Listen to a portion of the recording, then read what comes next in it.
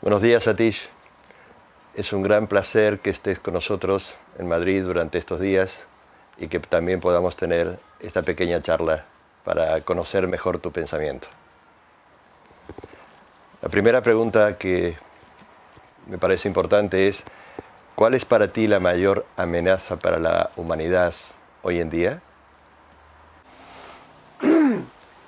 Greatest threat on humanity in our time is our consciousness. Our consciousness at the moment is very materialistic. We have come to believe that everything depends on our material economic growth. And this mindset has led to climate change, global warming, depletion of resources, poverty, war. All these big problems which we face today are result of our consciousness, our mindset, our values. So the greatest threat, you can say, is, in one word, materialism. We have to come over this materialistic thinking, and we have to balance it better with material well-being together with spiritual well-being. These two together in balance can solve the threat to our time. ¿Y cuáles son tus reflexiones acerca de la superpoblación? The problem of overpopulation is very urgent, and we need to pay attention and control, if not control, manage the numbers of people on this planet. In my lifetime, we have seen the population growing from 3 billion to 7 billion. If we go on increasing our numbers, that is going to be a big problem for our planet. So we need to manage the population. But population itself is not enough. We also need to manage our consumption. Even if we had only 3 billion people, but everybody wanted a very high living standard, private jets, 2 cars, every year new computer, 2 houses, 3 houses. So if our consumerism go on increasing, then just limiting the population will not solve the problem. So the problem is a twin problem: numbers of people and their patterns of life. So we need to manage the numbers and educate people, particularly women and children, have to have their choice. So we have to give women their choice, how many children they want to have, but also educate them that if we have too many children, then it will be burden on the planet Earth. And also men need to be educated, because having children is a partnership between men and women. And so men and women together have to be aware of the numbers of people, but at the same time our lifestyle has to be simple. We need to have an elegant simplicity, good life. Everybody should have good food, good house, good education, good medical care. Basic needs must be met for everybody, every member of our human family. But beyond that, consumerism, materialism, higher and higher and higher living standard, which creates so much waste, so much pollution, and so much resources depletion. And therefore, numbers have to be managed, but consumerism also has to be controlled. These two have to go together. ¿Cómo crees que podemos frenar el cambio climático? We have to do 2 things to control or mitigate or manage the climate change and global warming. Number 1, we have to reduce our carbon emission. At the moment, we are dependent on our energy system coming mostly based on fossil fuel. And fossil fuel creates carbon emission and global warming and climate change. So we need to learn to live by the energy of the sun, the wind and the water. Because those are the natural sources of energy and they are in abundance. We only need to know and learn how to harvest the energy from the sun, energy from the wind, energy from the water. So that's the first step. The second step is we have to live a lifestyle which is not so demanding of energy. At the moment, demand for energy is limitless. We don't know where to stop. More and more and more energy. If we put the entire planet with solar panels or windmills, that will not be the answer. So we need to also know the limit of how much energy we consume. So living a simple life where we use energy within frugality, within limit, and use that energy, receive that energy, draw that energy from the wind, from the sun and from the water. If we can do that, then sun is everywhere. We don't have to go to Saudi Arabia or Iraq or Syria or Iran to get our energy. We don't have to do fracking to get our energy. Sun is bringing energy free of charge to every home. So every home should have a solar panel. Every home should have a way of harvesting water. Every home should have a way of harvesting wind energy. So wind, water and solar are everywhere. The universe has distributed the sources of energy decentralized way in every place, in every country, in every city, in every town, in every village, in every home. So let's use the energy which is coming free of charge to us and not go for fossil fuel like coal and oil and gas. This is not the right source of energy. So if we can reduce or eliminate the use of fossil fuel and use natural and renewable resources and at the same time use the energy in a limited manner, then I think we can address the great problem of climate change and global warming. ¿Qué opinas sobre la Declaración de Derechos de los Animales y el reconocimiento del ecocidio a nivel legal como crimen de lesa humanidad? Human rights are important. In the same way, rights of other living beings, such as animals, but also forests and rivers and the oceans. Human rights must be balanced with the rights of nature, because humans are also nature. And therefore, what we do to nature, we do to ourselves. Because if we do not respect the rights of nature and pollute the air, we have to breathe it. Pollute the water, we have to drink it. Pollute the soil, we have to use the soil for our food. And so food will be polluted. If we pollute the ocean, at the moment, there is more plastic in the oceans than the fish. And plastic is choking our oceans. What are we doing? This is the great problem of our time. And therefore, we have to respect the rights of nature. So when we are destroying our oceans by plastic or cutting down the rainforests on unlimited scale, unimaginable scale in Brazil, in Colombia, in Indonesia, everywhere the rainforests are being destroyed. The rainforests are the lungs of the planet Earth. If we destroy rainforests, we are destroying the rights of nature, but also destroying the well-being of humanity. Therefore, ecocide should be considered as a crime against nature. Like genocide is crime against people, in the same way, we have to have a genocide balanced with ecocide. And ecocide is crime against nature. And so we have to stop this crime of polluting our oceans, destroying our rainforests, polluting our water, polluting our soil, polluting our air. And if any country, any company, any business goes to destroy the planet Earth, we have to bring them to the International Court of Justice.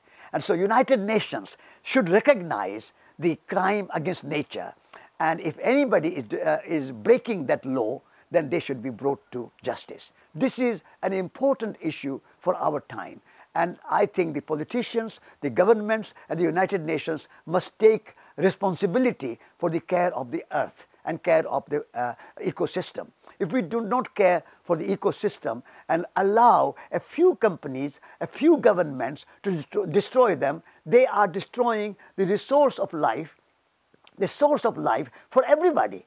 And nature is not only a resource for the economy, nature is a source of life. At the moment, we treat nature as a resource for the economy, and that is wrong. We have to treat nature not merely a resource for the economy, we have to treat nature as a source of life.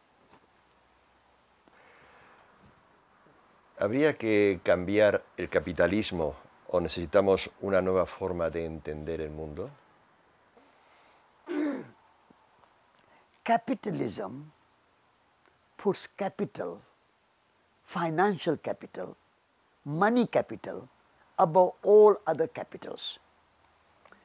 We need to respect the natural capital, because the real capital is the natural capital. All our economy and our capital depends on the natural capital. So at the moment, we are thinking that by increasing financial capital, we can be happy, and at the expense of destroying natural capital. So I would say we have to shift from natural capital, from financial capitalism to natural capitalism. That's the first point. The second point is social capital. At the moment, we exploit human beings and use human beings as instruments of making financial capital. We have to respect social capital. We have to respect human imagination, human creativity, human skills, because people are capital. Like financial capital, people are capital too. So the classic economics had three levels: land, labor, capital. Capital was at the bottom, the last. The first was land. The land means nature, nature capital. So the forests are economy, the land is economy, the water is economy. They are all part of economy, economy of nature.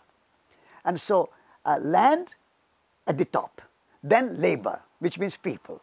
People have to be there to support the financial capital in terms of their creativity, their imagination, their making. At the moment, we want everything to be made by machines. Humans are seen as a problem. We have to pay them. They go on strike, or they ask questions, they raise objections. So we don't want human beings. They get in the way. So let the machine make everything. Clothes, shoes, building, furniture, everything is made by machine. Human beings we want to eliminate. That is a big mistake. So capitalism has a value, capital has a role, capital has a place, but it should be put in its place and brought back the natural capital and social capital in balance with financial capital. Then capitalism is not bad. But capitalism by itself has become a problem. And this is why capitalism is destroying natural capital, land and nature, and capitalism is destroying and polluting and wasting and undermining the human capital. So I want natural capital, human capital and financial capital together in balance. ¿Cuáles son las tres primeras acciones que harías si fueras el presidente de Europa o de la India?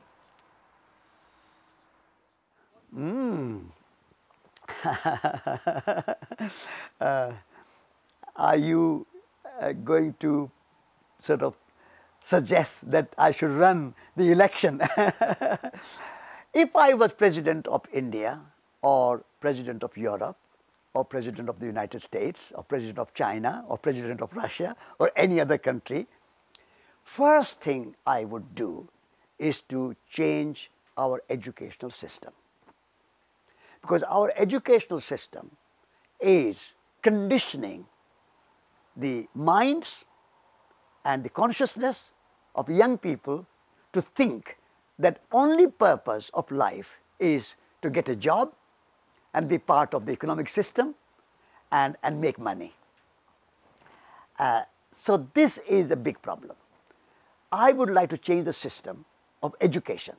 From the childhood, children need to learn that I am part of nature.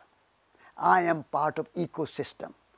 I am child of the Mother Earth. At the moment, our education ignores the nature, ignores Mother Earth, ignores our relationship with natural world.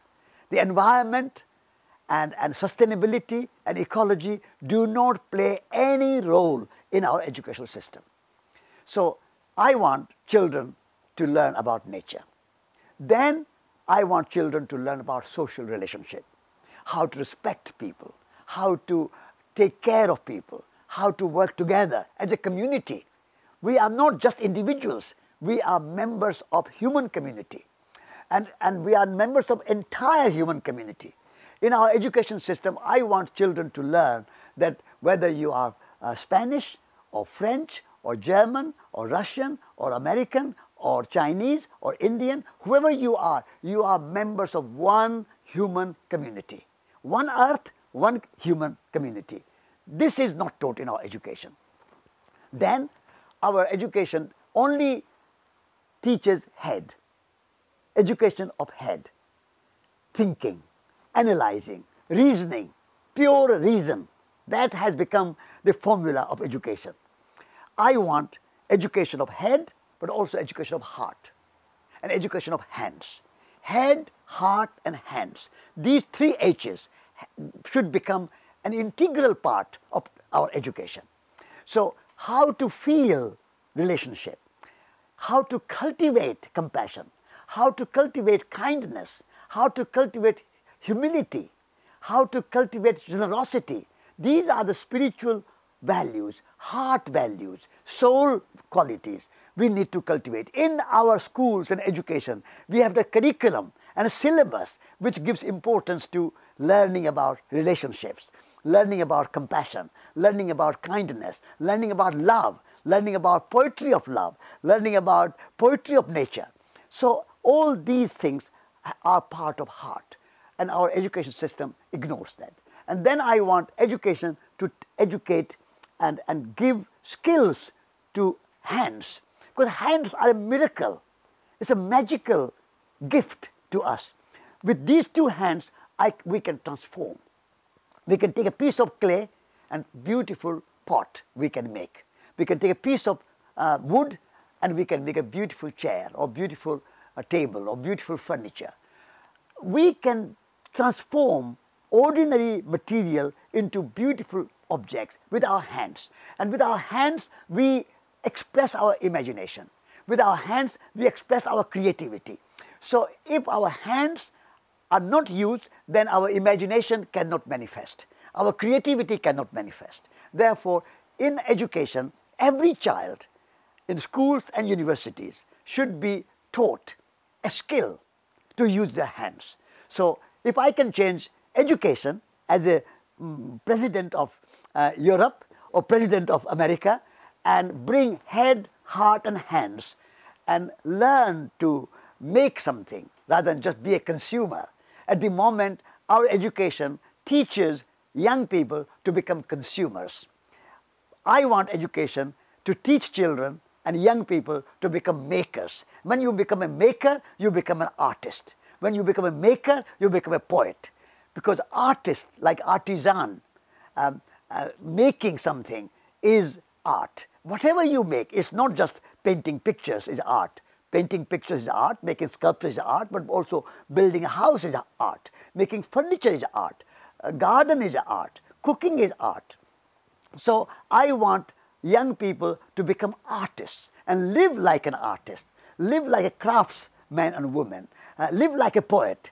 Poetry is not only a few beautiful words on a page. Poetry is to make something. Poiesis, autopoiesis means self-making. So when you make something with imagination and with creativity from your own heart, from your own inner consciousness, then whatever you make becomes poetry. So beautiful garden is a poetry. Beautiful food is a poetry.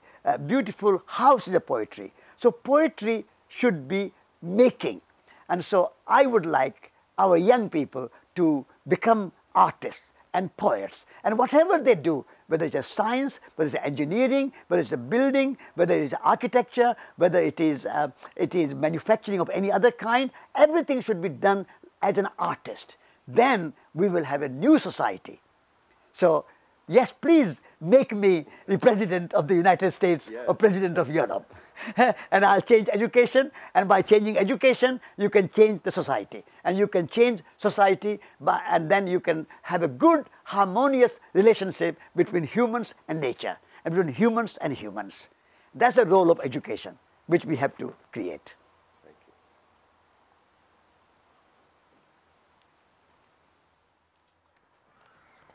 ¿Cuál es la aportación de la ecología profunda al movimiento ecologista y a sus ideas? Ecological movement has two levels of relationship with the natural world. One relationship is us and them. We humans separate from nature. This separation creates a problem. Although we look after nature, but we value nature only because it's useful to humans. Deep ecology, on the other hand, says humans and nature are one. There is no separation. There is a relationship. There is a unity of life. There is a unity between humans and nature, because humans are made of the same elements as the rest of the natural world. Everything is made of basic elements of earth, air, fire, water. These are the basic elements, the material or physical elements. Then the metaphysical element is consciousness or imagination. And nature has imagination, nature has consciousness, nature is a living organism. Nature is not dead, nature is a living organism. So nature has intelligence. Recognition that nature is alive and intelligent and conscious and imaginative, and therefore we are all related. This is the contribution of deep ecology. So I would say that many environmentalists do not understand this unity of life, and they use nature only in terms of, they value nature only in terms of its usefulness to humans. I think we have to go further, and we have to say that nature is good in itself. Nature has intrinsic value. Nature is not good because it gives me food or oxygen or water or air. Nature is good because we are all nature, and we are all made of the same elements. That unity of life and intrinsic value of nature is the fundamental principle of deep ecology. And I hope that entire ecology movement, environmental movement, sustainability movement can embrace this big vision of unity of life and intrinsic value of nature. Then we can do conservation, then you can work for saving the rhinos or the elephants, or global warming, climate change, protecting rainforests, cleaning the oceans. All those activities can be part of this big vision that we are nature, unity of life and intrinsic value of nature. If we have that fundamental ecological or deep ecological principles, then all our work of conservation will be in right place. ¿Qué podemos hacer para propiciar el entendimiento con el fundamentalismo musulmán?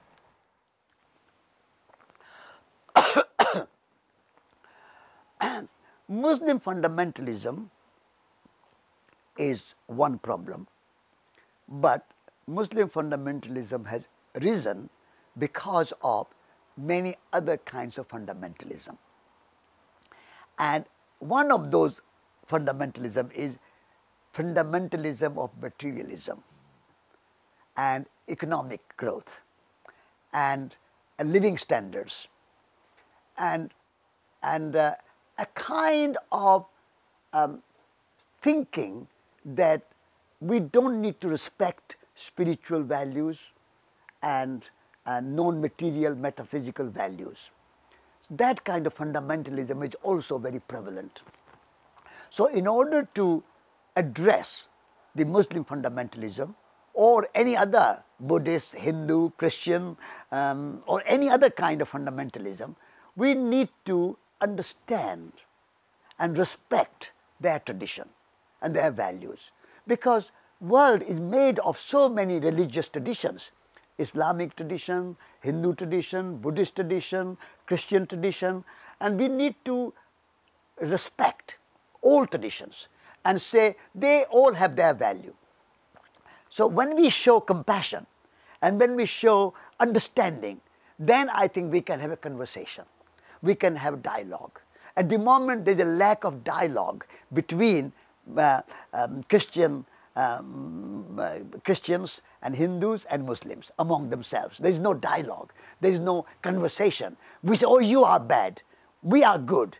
This kind of superiority or complex that you are fundamentalist and you have to do what we say to you. You have to be liberal like us.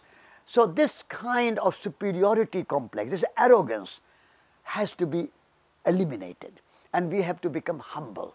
And we have to say, let's talk about it. What are your values? What do you want? Can we come to some kind of understanding? Live and let live. We have to understand the live and let live. Only question we have to make everybody understand is use no violence. Whatever your belief, because of your belief, do not kill other people. And the Western societies are no better. We kill. We go to war because of our values. We went to Iraq war, we went to Syrian war, the Russians, the Americans, the French, the British, they are all using violence. So we justify our violence and we condemn their violence. We have to say that violence of any kind, whether it is a violence coming from the Muslim fundamentalists or violence coming from the Western nations and countries like Russia, America, Britain, France, all other countries, no violence. If we can adhere to that principle, then we can negotiate, have a conversation and come to some agreement of live and let live. We have our values, you have your values, we can live together. Peaceful coexistence of all values, all religions, all diversity of beliefs. Like you have biodiversity, you have to have cultural diversity, you have to have a linguistic diversity, you have to have a national diversity, you have a religious diversity, you have to have a truth diversity. Diversity is the nature, diversity is the principle of the universe. The evolution has worked for billions of years to create this diversity. At the time of the Big Bang, there was no Muslims. At the time of Big Bang, there were no Christians. At the time of Big Bang, there were no Russians, Americans, Chinese, nothing. It was just something very kind of monocultural, monolithic. Then evolution had worked for billions of years to create diversity of species, diversity of languages, diversity of religions, diversity of cultures, diversity of colors. So we have to embrace and celebrate diversity and therefore live and let live. That is the principle in order to address the Muslim fundamentalism. And they also need to celebrate diversity. And we also need to celebrate diversity. If 7 billion people on this earth were all Muslims, it will be boring. If 7 billion people on this planet earth were all Christians, it will also be boring. All Hindus will be boring. Everybody spoke Spanish will be boring. It's wonderful to have Muslims and Christians and Hindus and Jains and Buddhists and Taoists and Jewish and Chinese and Americans and many, many languages, many, many cultures, many, many religions. This understanding of the diversity will address the problem of fundamentalism of every kind, Muslim fundamentalism or any other fundamentalism. Diversity is the answer to fundamentalism. Hace unos años caminaste por la paz durante la Guerra Fría. ¿Por qué cosa, por qué situación caminarías hoy nuevamente? I walked for peace at the height of Cold War in the 60s, because at that time the threat of nuclear weapons was very acute and people were afraid that even nuclear accident can cause big problems. And the tension between the Soviet Union and the United States was very acute and very hot. And so at that time I took as a symbol, but even at that time I said the nuclear weapons are only a symptom of the problem. The cause is our mistrust of each other. Russians don't trust Americans. Americans don't trust Russians. And because there is no trust, there is a fear. And because of fear, we create armies, we create weapons. And nuclear weapons are part of that fear. So in order to address the problem of disarmament and the problem of nuclear weapons and problem of war and problem of arms race, we have to address the problem of fear and cultivate trust. That was the purpose of my walk for 8,000 miles, 13,000 kilometers. I walked from India, from New Delhi to Moscow, to Paris, to London, and then I went across the Atlantic by boat, and then from New York to Washington, D.C. So that's what the purpose. Today, to some extent, the threat of nuclear weapons has receded. It has not gone away, but has become less urgent. Today, the problem of climate change and global warming is much more urgent. And therefore, I will go, if I was a young man of 25, 26, I will go from Paris to Rome, or from Rome to Moscow, or from Moscow to Washington, wherever I could, and I will create a strong public opinion at a grassroots level so that people rise to the challenge of climate change and global warming. But climate change and global warming will not be addressed only by reducing our emission of fossil fuel. We have to also think about our lifestyle, how we live, and frugality, simplicity, wholesome living, good nature relationship. All those things have to be addressed. So I will arouse the public opinion, public consciousness, and also meet the leaders of the government and meet the leaders of the industry and the business and address them to say that we have to think holistically, and the problems are all interconnected and interrelated. There are also problems converge together. So we have to address problems in a holistic way. But my symbol will be climate change, because climate change is at the moment the greatest challenge humanity is facing. Okay, thank you. ¿Cuál sería para ti el mensaje o el trabajo que debería poner en marcha la gente para ir hacia un planeta más consciente? La bondad, la compasión, la meditación, el servicio. The key to our holistic and well-balanced lifestyle is compassion. Everything will grow from that word, because compassion is the key to relationship. And when we are in relationship to others, we feel the pain, the suffering, and the joy of the others. And so our relationship with the natural world has to be based in compassion.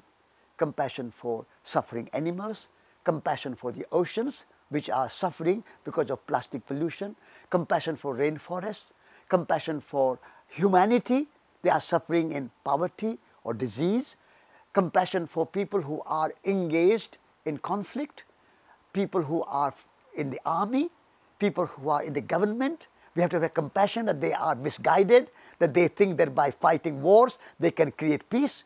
So compassion is the key. All our qualities will grow from it. And then service will come because we have a compassion in our heart. So we serve others. We go with the sense of service to others. And then love also comes out of compassion because we feel love for others. Therefore, we are compassionate. So all the spiritual qualities are based in this idea of relationship, and relationship is enhanced and maintained and cared for through compassion. So my key word for future of humanity and for the future of human nature relationship and the future of a frugal and a sustainable lifestyle is word compassion.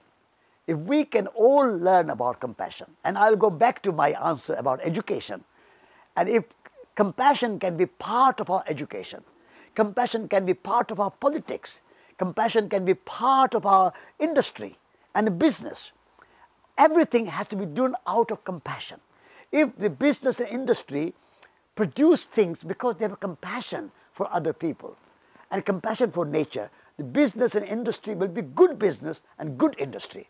If politicians are driven to run the politics not for power, not for control, not for ego, but for compassion, then we can move from egocentric politics to eco-centric politics. This is a great shift out of compassion we can make, from ego to eco. Out of compassion we can change, because compassion starts with C, and so we can change from G to C, ego to eco, and then I think we can have a better future for humanity.